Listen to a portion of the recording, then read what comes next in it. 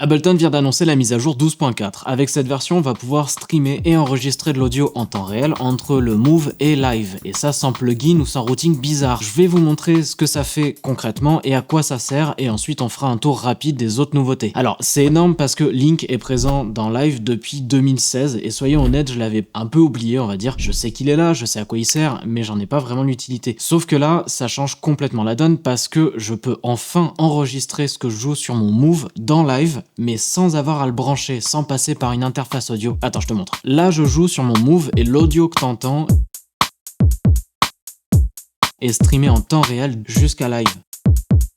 Ça marche avec le Move, mais aussi avec le Push, avec l'appli Note et même entre deux sessions de live. Bref, ça marche avec tout l'écosystème d'Ableton. C'est génial pour des collabs en studio, des trucs légers pour s'amuser, mais pour du live, Ableton préconise quand même de passer par du câble pour éviter les soucis de stabilité dus à la connexion sans fil, évidemment. Une autre nouveauté, ou plutôt une amélioration, au niveau des stems, on peut extraire les stems d'un clip sans avoir à traiter tout le sample ou tout le morceau, mais uniquement la portion sélectionnée. Franchement, c'est ce qui manquait, c'est l'un des premiers trucs que j'ai essayé de faire quand les stems sont arrivés. Donc, gros gain de temps pour ceux qui l'utilisent souvent. Et on peut aussi fusionner les stems sélectionnés en une seule piste. Par exemple, pour enlever la voix et garder l'instru sans se retrouver avec les pistes séparées.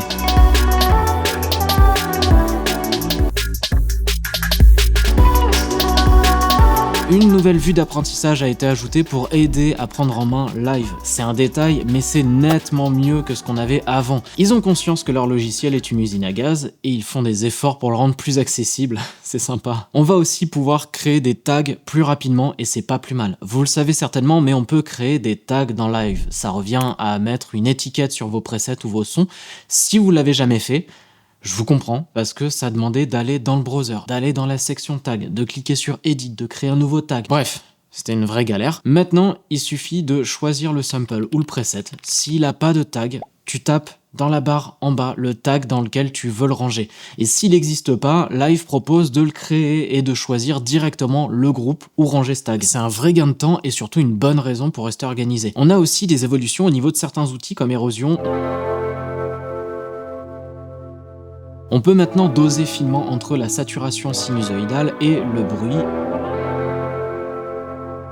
et contrôler la largeur du stéréo.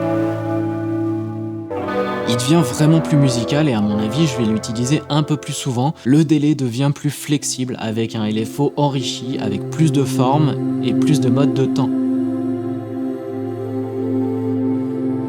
Ça le rend plus vivant et plus intéressant en son design, surtout pour créer des textures plus organiques. Un effet utile aussi pour donner de la vie, c'est Ensemble Chorus. Lui, il gagne deux nouveaux paramètres, Time et Taps. Time permet de fixer le délai de basse du chorus, ce qui le rend beaucoup plus adapté aux basses et aux guitares.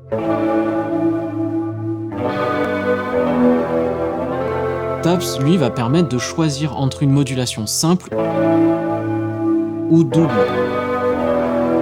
Donc un chorus plus épais ou plus large. Ce qui permet de choisir la texture et d'avoir des chorus plus adaptés. Et pour finir, on a l'ajout du raccourci S pour solo la piste sélectionnée. Ça c'est cool, mais si vous voulez mon avis, ça fait des années que je réclame la personnalisation des raccourcis.